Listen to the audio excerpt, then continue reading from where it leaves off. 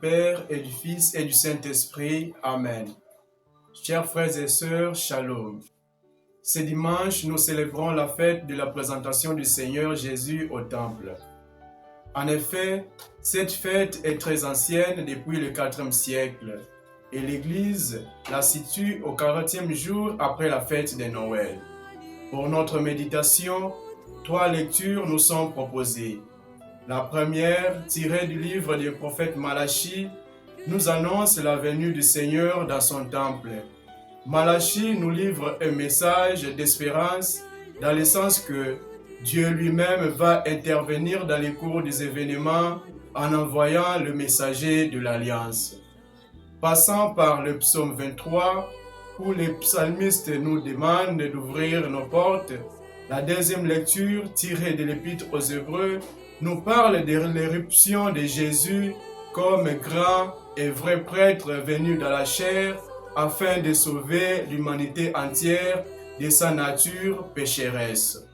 Dans ce récit, nous voyons que le Christ Jésus, vrai Dieu, devait devenir homme pour nous représenter pleinement devant Dieu, son Père, qui est aussi notre Père.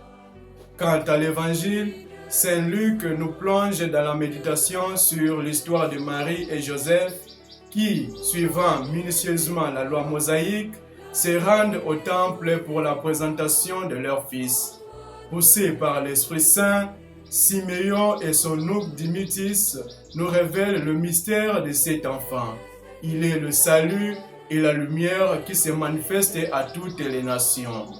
Il affirme sa réalité de l'incarnation et en même temps son but, le salut de tous les hommes.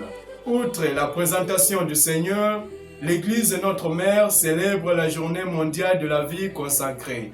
Ainsi, nous sommes appelés à réfléchir sans relâche sur le sens de notre consécration tant chrétienne que religieuse. Par ailleurs, le monde a été créé pour le bien de l'humanité.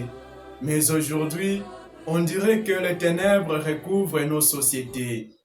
Au regard de la souffrance qui chamboule nos sociétés, nous voyons une humanité livrée à la guerre, à la violence, finalement à la misère.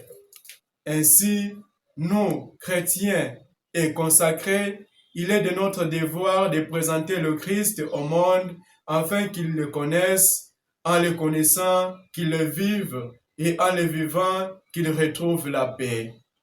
Oui, notre modus vivendi est l'une des meilleures manières d'annoncer le Christ lumière pour que le monde soit éclairé de ses ténèbres. Ainsi, frères et sœurs, prions pour que nous soyons des vrais témoins de la parole divine, pour que nous soyons conscients de notre chrétienté et que nous la vivions pleinement dans notre cœur, tout comme dans nos actes. Au nom du Père et du Fils et du Saint-Esprit. Amen.